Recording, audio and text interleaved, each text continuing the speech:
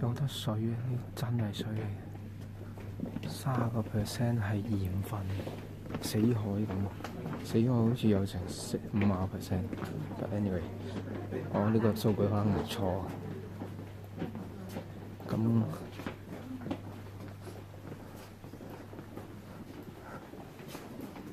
石油叫黑金，呢啲鹽礦係紅金，所以叫紅金寶藏咁。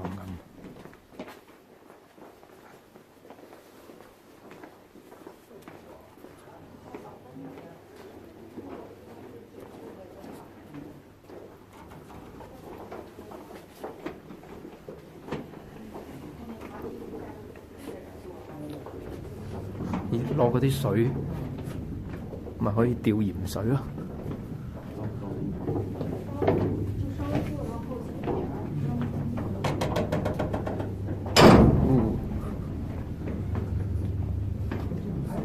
冇得翻轉頭啦！死啦！我哋困咗喺密室啊！咁啊〜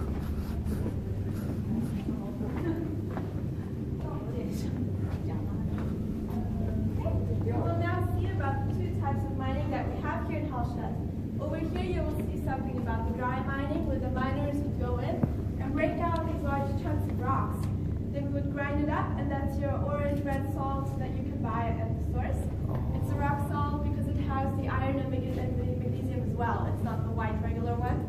And on the other side you will see about the wet mining, where we use the water you saw earlier, and we pump it into drill holes like these. This is about 40 meters deep, so don't drop your phones. There's already 7 in there. Okay, we're going to start with the dry mining. Tief aus dem Inneren des Berges wird das Salz gewonnen und trocken abgebaut. Mit der Hand, in großen Brocken. Die Tiefe gebohrt, senkrecht hinunter in das Salzgestein. Dann wird Süßwasser hineingeleitet. Das Wasser löst das Salz aus dem Gestein. Ein kleiner Hohlraum entsteht. Dieser Hohlraum wird nun permanent mit Wasser gefüllt und das Wasser laugt das Salz aus dem umliegenden Gestein. Nicht lösliche Stoffe wie Kalk oder Ton sinken zu Boden. Dadurch wird der Hohlraum immer größer und wandert langsam von unten nach oben. Im tiefsten Teil des Hohlraumes sammelt sich die Sohle an. Durch Rohrleitungen wird die gesättigte Salzlösung nach oben gepumpt. Anschließend fließt die Sohle durch die älteste Pipeline der Welt bis in die Saline nach Ebensee. In der Saline Ebensee wird die Sohle zum weißen Riesling-Speisesalz weiterverarbeitet.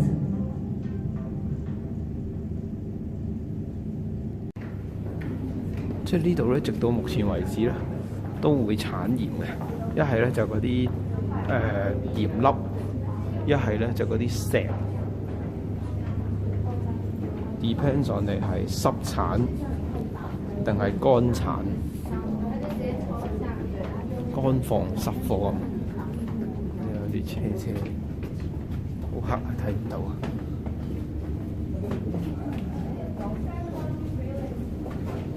！30蚊歐羅咁啊，上嚟睇鹽礦同埋睇靚景都抵。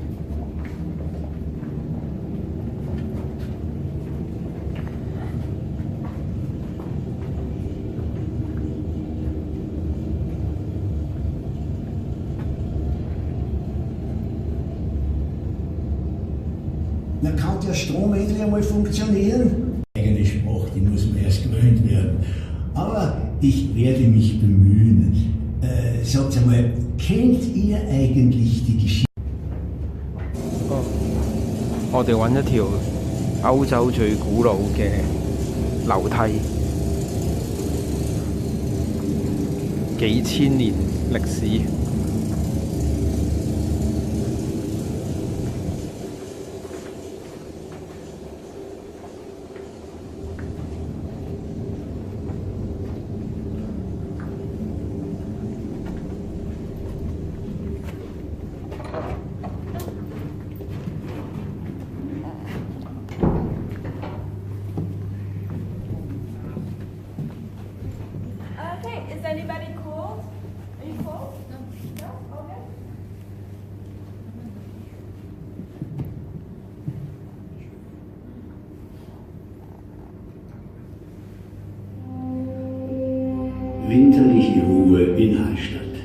In Salzburg hingegen arbeitet ein Forscherteam des Naturhistorischen Museums Wien an einem Projekt, das sie schon viele Jahre in Bahn hält.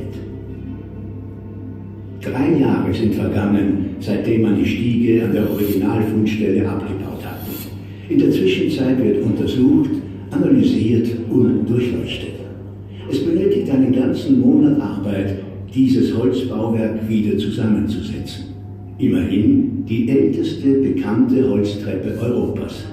Ein Sensationsfund und der Beginn einer Spurensuche.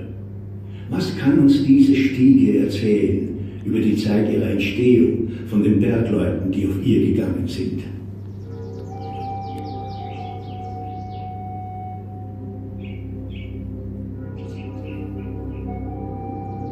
Seit über 7000 Jahren suchen Menschen den Hallstätter Salzberg regelmäßig auf, denn hier ruht unter der Erde ein reiches Salzlager. Vor 4000 Jahren verändert ein neuer Werkstoff die Gesellschaft. Die Metalllegierung aus Kupfer und Zinn, Bronze genannt. Sie ist härter als alle bisher benutzten Metalle und Bronze leitet eine industrielle wie auch eine gesellschaftliche Revolution ein. Und es ist die Zeit, in der der Bergbau in Hallstatt einen Aufschwung erlebt. Unter Tage hat der Salzberg alle Spuren der Bronzezeitbergleute konserviert, Werkzeuge und Geräte aus Holz, Felle, Stoffe, Speisereste und Exkremente. Auch Seile aus gedrehtem Lindenbast haben die Zeit überdauert. Heidengebirge wird das Gemisch aus abgebrannten Leuchtspänen, weggeworfenen Arbeitsmaterialien und taubem Gestein genannt.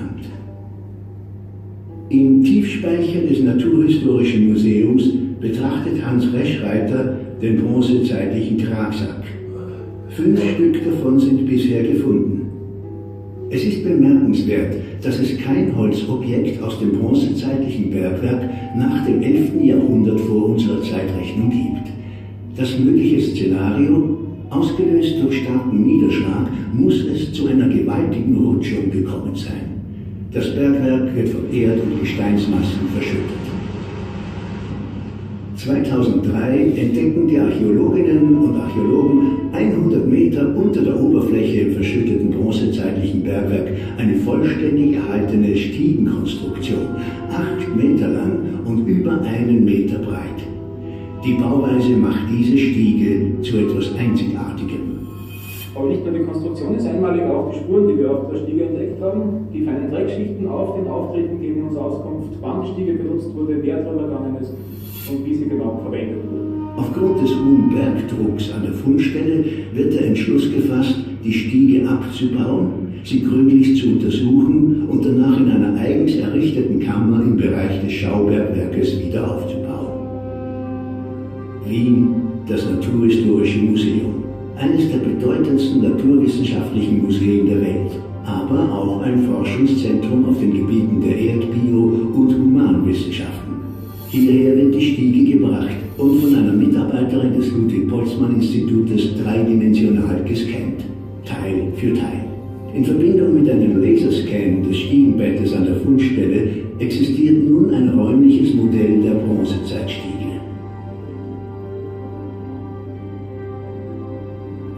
Die Textilfunde aus Hallstatt gehören zu den berühmtesten der Welt. Carina Krömer untersucht die Stofffragmente hinsichtlich ihrer Herstellungstechnik und auf Spuren ihrer Verwendung. In einem der Textilreste hat man auch Kleiderläuse gefunden und gemeinsam mit den technischen Daten und den Faseranalysen sagt uns das, dass dieses Stück wahrscheinlich als Kleidungsstück eines bronzezeitlichen Menschen verwendet worden ist. Im Labor für molekulare Systematik nimmt Barbara Deubel eine Probe aus einem bronzezeitlichen Handleder, eine Art Urform eines Handschuhs. Mittels einer DNA-Analyse wird genau festgestellt, von welchem Tier das prähistorische Lederstück stammt. Die bronzezeitlichen Bergleute haben auch Spuren der Außenwelt oder durch Abrieb auf der Treppe hinterlassen. Dan Topa untersucht noch so kleinste Fasern und kann diese mittels einer Elektronenstrahlmikrosonde mit enormer Vergrößerung bestimmen. Doris Pani-Kutscherer beschäftigt sich mit Indizien an den Knochen, die auf körperliche Arbeit schließen lassen. Alle Altersgruppen von Menschen waren im bronzezeitlichen Salzbergbau vertreten, vom Kleinkind bis zum Greis.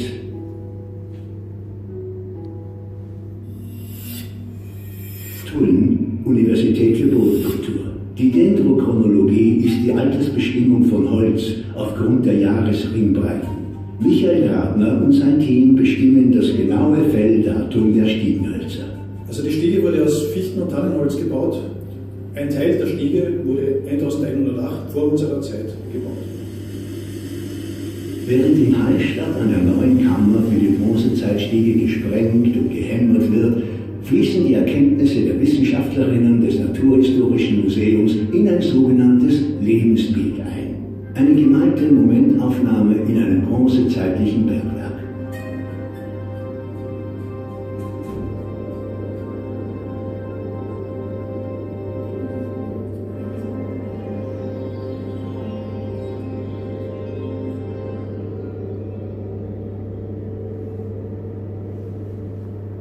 Großen Tag.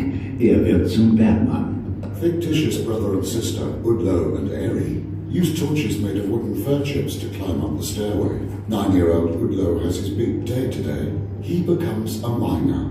Die Bekleidung der beiden ist aus Flachs, Hanf und Wolle, die Schuhe aus Leder. Their clothes are made of flax, hemp and wool. Their shoes of leather.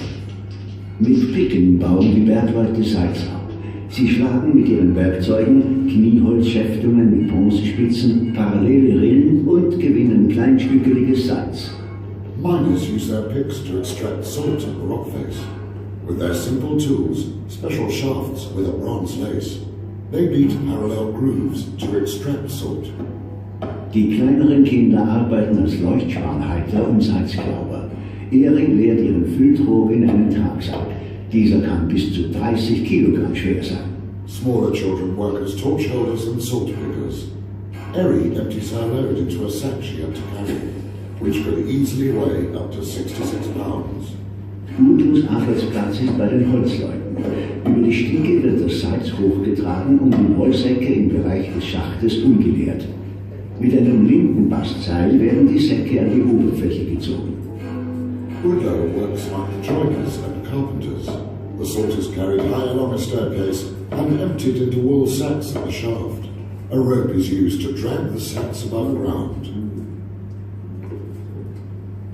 Udlo hat sein Tagewerk getan. Seine Schwester beglückwünscht ihn. Udlo has done his day's work. His sister congratulates him.